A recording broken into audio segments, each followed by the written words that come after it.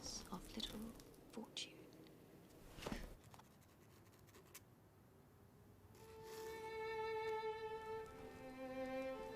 He expressed himself on the occasion sensibly and as warmly as a man violently in love can be supposed to do. Mr. Wickham was the happy man towards whom almost every female eye was turned on comparison the most agreeable nowadays. Partial, prejudiced, absurd. Since watched from the first appearance of Pemberley, his spirits were in high blood. The happiness which this reply produced. It will not do. My feelings will not be repressed.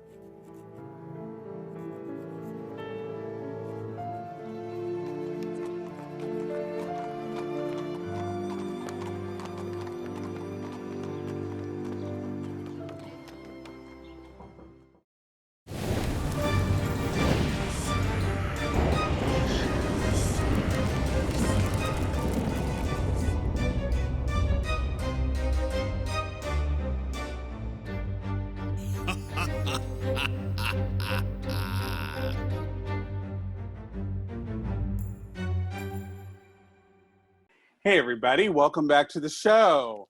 I am totally ghettoing it at this point in time. We had some issue trying to get this whole thing rolling on my side. So I've got some tin foil and some shoestrings and gum going. But today we're welcoming Liz Faraim to the podcast. Liz is a recovering workaholic who has mastered multitasking, including balancing a day job, solo parenting, writing, and finding some semblance of a social life. In past lives, she has been a soldier, a bartender, a shoe salesperson, and an assistant museum curator. I'm going to ask you about that one. And even a driving instructor. Liz lives in the East Bay area of California, San Francisco East Bay of California, and enjoys exploring nature with her son. Liz, welcome to the show. Thank you for having me. Our pleasure. So, museum curator? Yeah. That what's that totally about? grabbed my attention. Yeah, so in my undergrad, I majored in art history, and after I graduated, I kind of did the whole, okay, now what situation, and I happened to know somebody who worked at the Capitol History Museum, which is in the basement of the California State Capitol. Oh, wow. And they got me an interview with the curator to see if he would have me on as an assistant curator. And I did do that for a time at in the basement of the Capitol building. It's pretty cool. That is really cool. So where did the fire to become a writer start? Yeah, so I have sort of two distinct memories from childhood that sort of sparked my desire to write. The first being in kindergarten. I used to round up all my classmates and do story time with them as if I were the teacher. I would hold up a book and I would tell a story, but I couldn't read yet. So I would just, make it up as I went based on the pictures in the book. There you go. Yeah. Awesome. And the second was that my mother had an author friend named James D. Foreman. We called him Jay. And I was enamored by the fact that authors were real live people. And so I remember plunking away on my father's old manual typewriter when I was like 7 or 8 years old, drafting my first ever story, which I sent in the mail to Jay in hopes that I would somehow become an amazing author by osmosis and make it big, right? And he was kind enough to send me a reply with feedback on my writing. And after that, I wrote on and off through adolescence and sort of early adulthood with a total lack of focus and drive. And I never finished anything that I started. But on my 38th birthday, I made a promise to myself that I would get serious about writing and really give it my all. And now here I am writing my fourth full-length novel with one that's just released. So certainly what hasn't been an easy process by any means. Definitely between setbacks while writing, hard to swallow feedback from beta readers. That literally in one point had me removing almost half of an entire storyline. Yes, yes, Baz. Feels like you're being shredded. Yep. and rejections from publishers and agents, but I'm happy to say that I'm still standing and still writing, and there you go. If anything, it teaches you perseverance. Oh yes, indeed. Yep. But I have my own little tale to tell about Liz. Yeah. Uh-oh. Let's hear it. So we both belong to CUSAC, which is the Sacramento Queer Writers Group. And I went to the first reading that I went to, and it happened to be the first time she read one of her stories. Yep. And, I've been in the theater for years, so walking in front of people and blabbing is not a problem. And in fact, most people can't shut my ass up. But anyways, when Liz got up, you got up towards the end, wasn't it? You weren't first. You weren't. It was right after the break. So yeah. Right. It was about halfway. Okay. Yeah. And she had her story on a paper. It was stapled, and it was kind of vibrating while she was reading from it. Oh. I think there was a little bit of flop sweat going on, but she got through it. And, it's been amazing, Liz, to see your growth from that really shaky paper to where you are now. You should be really proud of that. Thank you, Baz. I really appreciate that. So Canopy released October 23rd, right? 26th, yes. Okay. Yes. Tell me about it. And it's part of a series, right? It is, yes. So Canopy, go ahead. A little background to the series, and then tell me about Canopy. So the series itself follows the main character, whose name is Vivian Chastain. And I knew from I am not a plotter. I am a pantser when it comes to writing. So for those, you did a series. I did. So for those that don't know plotting and pantsing, I'm a pantser, which means I sit down and I write by the seat of my pants. I don't plot anything out before I write. I just, whatever happens when I sit down and start typing. But I knew when I started thinking about the character of Vivian Chastain, I don't know how I knew, but I knew it was going to be a 3-book series. And so that's how I started my pacing when I sat down to write Canopy. Nice. So what's the most recent one about? So Canopy is set in Sacramento, California in 2004. Again, it follows the main character, Vivian, as she's adjusting to civilian life after having been in the military. She's settling into a new routine while she finishes up college and is working as a bartender. And she has some PTSD and some really intense anxiety from her time in the military. So she kind of covers that up with sort of fake bravado and swagger. And after having a very hectic time in the military, all she wants is peace and quiet. But we can't leave it like that, right? Right. Where's the drama in that? Yeah. So her whole trajectory changes when she stumbles upon a really heinous crime in progress, and she literally has to fight for her life to get away. And while she's recovering from that fight, she falls in love with someone who is sort of tall in stature, but short on emotional intelligence. And that kind of creates this toxic union that gives Vivian the relationship that she thinks she needs, but given her insecurities and her traumatic past, she like clings onto this relationship while it's also destroying her. And I'll add that the relationship is polyamorous, which is not something that comes naturally to Vivian. And at a certain point, all of her relationships, be it friends, family, her girlfriend, all are sort of strained to the breaking point as she tries to continue to seek out balance. She turns to her best friend for support, but is left empty-handed. And she ends up finding camaraderie and care from the last person she would have thought. Canopy does not have a happily ever after type of ending. Because it is the first in a 3-book series, it ends in a way that hops right over into book 2, which is called Stitches and Sepsis. Got it. And that's actually good to know for readers, because a lot of people can get upset by not feeling like there's some sort of closure. There is no closure. It literally ends right in the middle of a scene. I will say that when I originally... Not even a fade to black. Bye. Nope, nothing. They're right in the middle of an argument. And, I had a nice, cozy, wrapped up ending, which is how my writing mentor and one of my beta readers, Pat Henshaw, recommended that I wrap it up. But my editor said, you need to have it have a cliffhanger at the end. Otherwise, we're not going to pick it up. So I just sort of cutscene. Wow. And there's a lot in there. Yeah. Mental health, recovery, Yep. crime. Wow. All right. Yeah.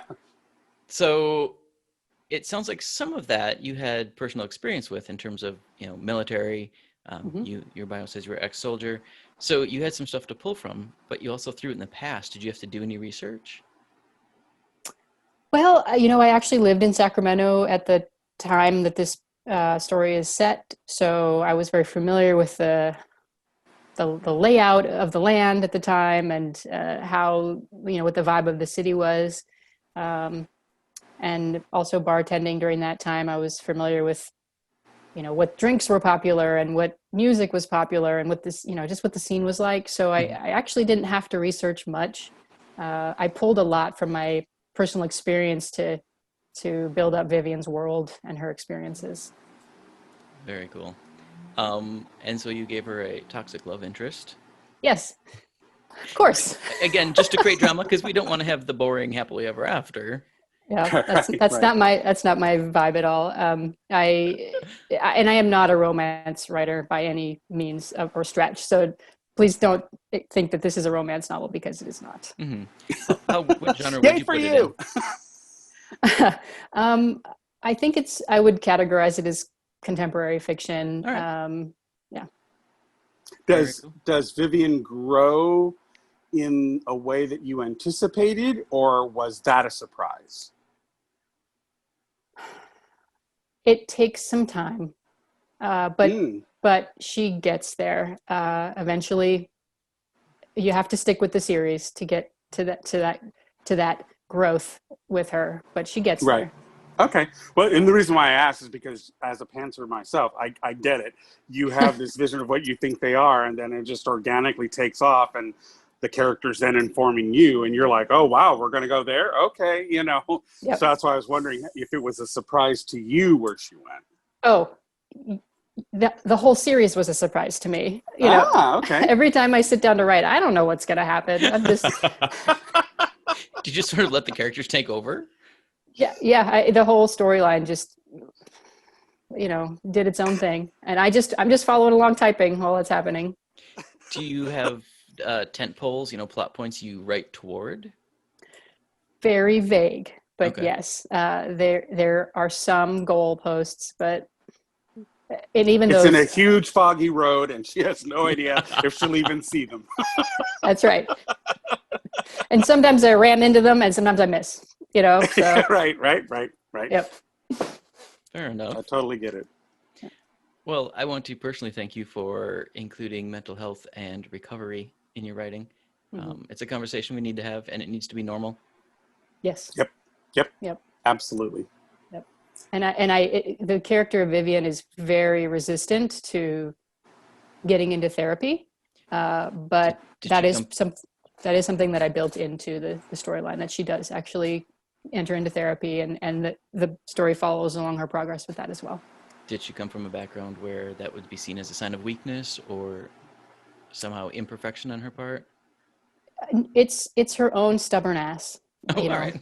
Pardon my language, but it's just it's who she is. She, not so much that her family would look down on it. It's just who she is as a person. All right. Did she even recognize it as a problem?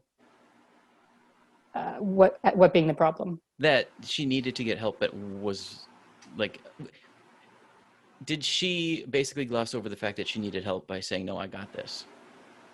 Yes. So it was actually a very good friend of hers in the story that gave her a reality check. Okay. And basically goes, do you got it? Yep, exactly. So it took, someone in her life pushing her in that direction to get her there. Nice. Yeah. Now, since you're not writing romance, and believe me, big props for you doing the contemporary fiction queer thing. I totally love that. But seeing how you're writing from that perspective and you're capturing like this woman's life and her journey with all the pits and pratfalls and things like that, trying to figure out, how are you seeing the connection between each element in each novel in the series, and how many books are we talking about? Have you thought you're going to do? I've stopped at 3 and have moved on to a totally different story right now. But if there's a demand for me to carry on her story, I absolutely will. She actually does make a cameo in book 4, but book 4 is not about her at all. I shouldn't call it book 4. The other story line that I'm writing right now. It's just in the same universe, so. Yeah, same. She shows up, but it's not about her at all. Yeah. Okay. Cool. Yeah. How was writing about Sacramento at that time for you as an author? I mean, did it evoke certain things in you that you applied to the character? Because I know sometimes when I was born and raised in San Diego, but I lived a good majority of my life in San Francisco. So I'm now back in San Diego for the time being, helping take care of my mom. And it's weird because I come back to it and I feel like I'm slightly disconnected from it. I know where everything is, but it doesn't feel normal to me. So I'm wondering if, like, when you're writing into the past, do you feel a connection to that, or is it almost dream-like you recall all these things, but you know what I mean? Yes. I wouldn't say that I'm homesick for Midtown Sacramento, but I had, and that's not to bash Sac, but I like where I am now. But I enjoyed my time there. And so it was fun to revisit that and bring back the fun nightclubs and the night scene and who knows how much of that's left over now, Well, yeah. Right. So you're one of the nightclubs I spent a lot of time in is closed now. Oh, yeah. That's heartbreaking. Yeah, it is. It totally is. You're both part of a writers group. Can you share some of the positive experiences you've had with that? Oh, yeah, absolutely. So, I would. We're both partner. We're both in on 2 writers groups: the Sacramento and then the BACWA, which is the Bay Area. Yeah, which is the Bay Area Queer Writers Association. So. Yeah. So the Sacramento Queer Authors Collective. So QSAC is where I met Baz, and that was really what gave me the push to keep going. One of my friends from college became an editor and an author, and before I had buckled down with my writing, he gave me one piece of advice that scared the tweet out of me, which was to join a writing group. But when it comes to social situations, I'm such an introvert that the thought of joining a writers group was terrifying. Really? But then I went to a reading just to observe, and I met J. Scott Coatsworth, who leads the Queer Sacramento Authors Collective. Yep. And he was so warm and inviting, and that really was encouraging. Yeah, it was sort of the launch pad for me. And that group has been amazing. We support each other. We share resources. We're, reposting and retweeting each other's successes. We beta read for each other and give feedback. There's mentoring. And as Baz mentioned earlier, even coaching each other I've seen Baz actually coach one of our authors in the group to how to be more comfortable doing the reading and, to give a better performance and pace themselves. Nice. So we truly are a community. And I'm sorry, I don't know if I actually answered your question or not. I just kind of got going. Okay. Absolutely. No, I had just been looking for a sharing some positive experience. So that was perfect. Yeah. I mean, and the thing is, what's really interesting is that I've been in other writers groups, and you really have to find your home with them. Mm-hmm. Not every group is your fit, you know. Right. So if you go to a certain writers group and it's just not clicking, it's not a good idea to force it. You know, you need to go and seek out another group, because you really want that support, you know, writing along with you. If you feel like you have to constantly keep explaining your work to people, and they just aren't getting your vibe or what have you, that can be really detrimental to an author's, you know, psyche and drive to continue to work. So it's often like a real support group. You need to find the right fit. Right. And if, you know, it's the only way that it'll work, you know, and Scott did a very good job of making people feel immediately welcome and comfortable. And he did his best to champion everybody. And, you know, even when Liz read the first time, you know, we all were gunning for, we're saying, you can do this, you've got this, you know, kind of thing. We were all really encouraging. And I hope you felt that on that first night, you know, that absolutely. You know, Yep. You know, but it's like you have to find a family. It's something that, you know, I was writing the early versions of Angels, and I read some of it to, actually, no, it was Mohawks. I read some of it to a writers group that was at a retirement community, and most of the people, it was in Marin, so that's generally an older crowd. And a lot of those people, you know, had grown kids who had, you know, they had grandkids at this point, and they're so disconnected from where youth are. I kept having to explain that, because they kept thinking that all the kids were glib. And I'm like, have you been around any recent kids recently? You know? And so it took me a while to realize that was not my fit, you know? And that's why I say it really has, you'll know when it clicks. You'll know. It just, it feels comfortable. Everybody's supportive. You're all on the same side. You're all cheering for each other. But if it's a struggle, that's not your fit. You need to get out, you know, find something else. Something that we actually talked about last month at the Bay Area Queer Writers Group, BACWA, was that, or maybe it was CUSAC, I don't remember which meeting it was, but it was one of those. part of the conversation was that we are not each other's competition. No. We all want to see each other succeed. And I think that is at the core of it is what makes these writing groups so great, is that we're not competition for each other. We all want each other to succeed. Awesome. And I think that's the thing, you know, when you know it's the right fit, is because everybody checks their ego at the door. Yeah. Do you know what I mean? If you have people in there who are ripping your stuff apart and you notice they're ripping everybody else's, but they want everybody to love them, okay, that's definitely not a fit. Right. You know, you need to move on, you know, because it'll only bring you down, and you'll just give up. You'll throw in the towel. And writers need to write, you know, it's a form of therapy in many respects. It really is, you know. Yep. So. Yep. All right. Liz, are you ready for some get to know you questions? All right, let's do it. All right. So this year, your Pages and Screens coming together. We're going to ask you a couple questions about stuff you're seeing in the media and so on, and how it relates to your work. Okay. Get to know more about you.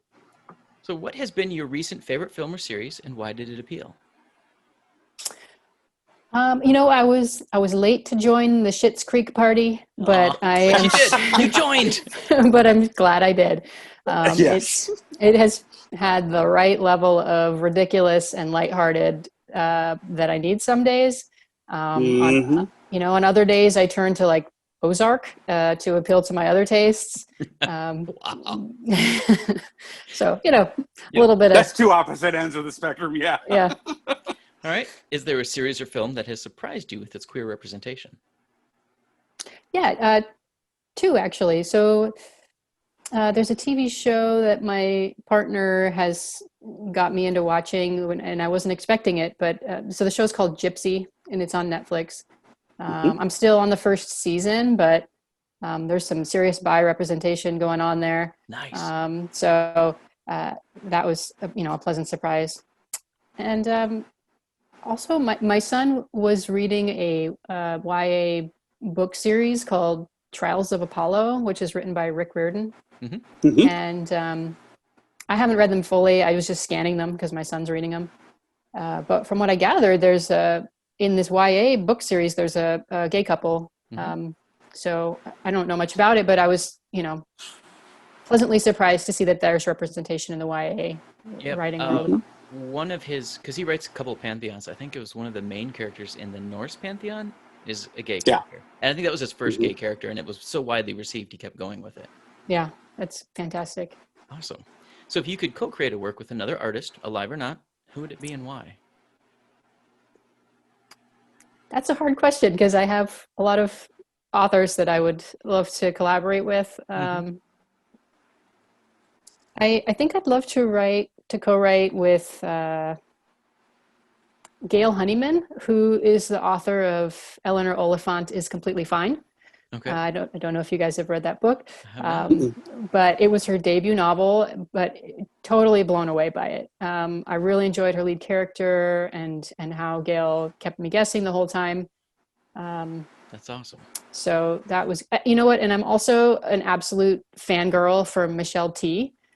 She wrote books like Rent Girl, Valencia, and The Passionate Mistakes and Intricate Corruption of One Girl in America. Nice. How is that for a book title? That's a great title. Is one hell of a title. Yeah, exactly. So, I would love to do a writing project with her. I've been, following her for years and I enjoy her work. Cool.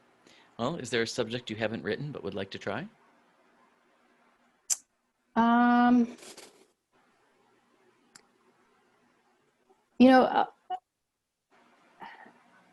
writing right now my fourth novel, which is called Pinned. But I'm already thinking about what I'm going to write next because, author. So I think after I finish Pinned, so it's a little known fact that over the last couple of years I've become disabled, and I am now to a point where I use a wheelchair for outings. And after having been a lifelong athlete and avid hiker and trail runner, it's been a really eye-opening experience to have all of that cut short and have to learn how to navigate the world in a wheelchair.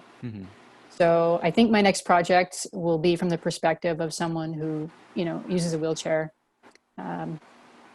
Yes. Yeah. Very cool. No, I think that's really.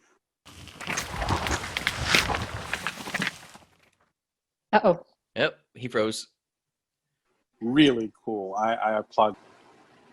Thank you, Baz. I think I froze there. Yeah. You did. I think you're back though. You are. Yeah. Right. So is there a genre? The tinfoil hat fell off. Right? Sorry. Is there a genre you'd like to try writing in? I actually just did a project with Bakwa where we wrote short stories, which I have not really tried short stories before. So it was a short story, but it was also horror, which is completely out of my, I never thought I'm going to sit down and write a horror short story. But I did. And after I finished reading it or writing it, I read it and I thought, where the fuck did that come from? Yes. So, Baz, I know you've heard it. Yep. And I'm wrapping them up this weekend, so they'll be ready to go on Halloween. But yeah. Awesome. Thanks. So I don't know. Maybe I'll go down that road again. It was an interesting exercise for sure. Very cool. All right. Opens up all kinds of possibilities, right? Yep. Name a big challenge you see facing the LGBTQ community moving forward. Oh, I think the outcome of the 2020 presidential election will,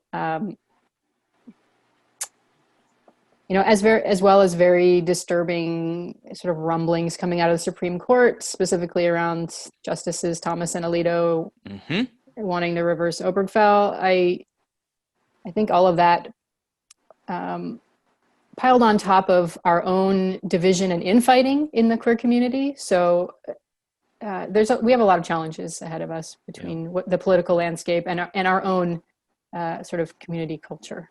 Right. Well, bringing it back up, name a recent event. It can be global or local or whatever that has inspired you or made you smile? Yeah.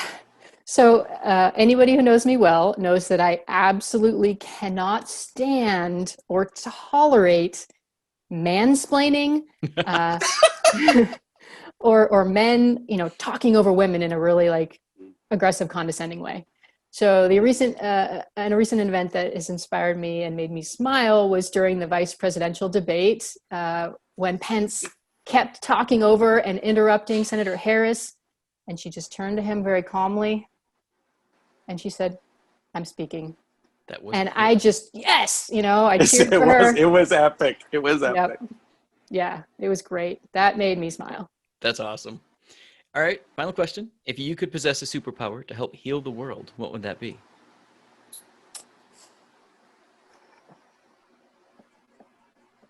I think, I don't know if this is a superpower or not, but the power of nature and having the ability to rid the world of all the air pollution, water pollution, light pollution, noise pollution. I think that would be amazing. I'd give you that power. Thanks. Very cool. You made it through the list. A champion on that. Thanks. So, what have you got coming up next? I know you've hinted at your book 4 and thinking about book 5. Mm-hmm. Are you doing any online events? Well, so up next, book 2 in the Vivian Chastain series, which is titled Stitches and Sepsis. That's now under contract with 9 Star Press. We don't have a release date yet, but hopefully early 2021. I'm also doing the final edits on book 3, which is called Concussion and Contentment. So hopefully 9 Star will want that one as well. In November, I'm participating in NaNoWriMo, which is National Novel Writing Month. So all projects come to a stop in November Right. to work on Nano. Yep. Right. And then on December 4th, I'll be doing a live virtual reading with the Cusack authors. So we'll be doing a sort of a milk and cookies holiday edition. But normally we do those in person, but this year it'll be virtual. Is So I'll that be something reading. open to the public where folks can come watch? Oh yeah. Mhm. Facebook, YouTube, where? It'll be on Facebook we'll be streaming live Cusack Yeah. public page. Mm-hmm. Yep. Awesome. Very cool. Anything else you want to share with folks? Here's your chance. I just really want to thank you guys for having me on the show. That first shaky day that Baz mentioned earlier, on that, after I did my reading, Baz, he was sitting in front of me and he turned around and he said, I'm paraphrasing here, if you get your shit together and you get published, I would love to have you on Rote. And, at the time I was just thinking, that was never going to happen. But here I am. But here you are. And I also want to thank you because this is officially my first, recorded interview. So I want to thank you guys for being gentle. I would not have guessed. You did that so well. Oh, Yeah, you did. You really did. thanks, guys. Yeah. I didn't have any fear for it. I knew you would. Where's the best place for folks to follow what you're working on and connect with you? So on Facebook, they can follow me there under Liz Faraim, lizfaraim.com. I'm on Twitter a little bit. I'm not so great at that. I'm trying to get better about it. And then It's kind of toxic. It's acquired. It's an acquired taste. Yeah, I'm trying to figure it out. And then I've also got the bare beginnings of a YouTube page where I'm posting my live readings. I will post those afterwards on the YouTube page. Awesome. Yeah. All right. Any final words of wisdom? Wear your mask, wash your damn hands, and read my book. Perfect. There you go. Perfect. All right, folks, this is Written on the Edge. The Rote podcast is produced jointly by Rogue Ravens Media and Aquagon Media. For our disclaimers, links to social media, our listen stations, or to sign up as a guest, visit www.rodepodcast.com. We'd like to extend a huge thank you to Liz for joining us today. Liz, thank you so much. Thanks, guys. It was a pleasure. Now, head out there, pre-order Canopy, or pick it up if you're hearing this after the release date, and enjoy your contemporary read and the healing that will follow. And we'll talk to you soon. Bye-bye. Oh, what's that? Closing time. The bums rush in melody, dear.